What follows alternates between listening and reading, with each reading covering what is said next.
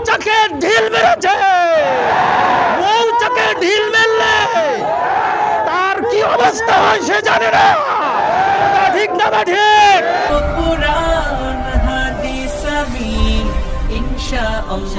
নাহমাদুহু ওয়া নুসাল্লি আলা রাসূলিহিল কারীম, আম্মা বা'দ।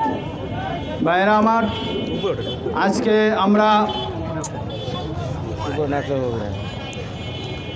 প্রিয় তৌহিদি জনতা, আসলে আজকে ফ্রান্স আল্লাহর হাবিব সাল্লাল্লাহু আলাইহি সাল্লামকে ব্যঙ্গ করে আসলে সে যত বড় অপরাধ করেছে, এই অপরাধ ক্ষমার উপযুক্ত নয়। কথা ঠিক না ঠিক?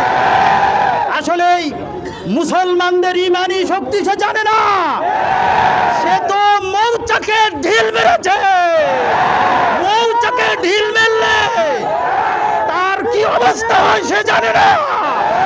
ঠিক না ঠিক? তৌহিদি জনতা, আমরা ফ্রান্সের মেখরকে ছাড়বো না। কথা ঠিক? আমরা আমাদের জীবনের চেয়ে আল্লাহ রসুলকে ভালোবাসি।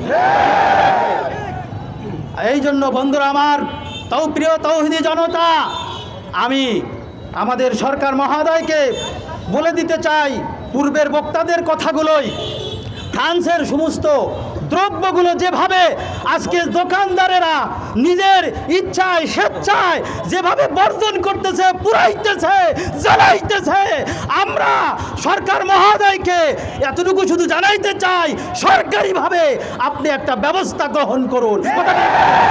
এই বলে আমি আমার সংক্ষিপ্ত আলোচনা শেষ করতে চাই। আলেমদের নিত্য নতুন ভিডিও পেতে আমাদের চ্যানেলটি সাবস্ক্রাইব করুন।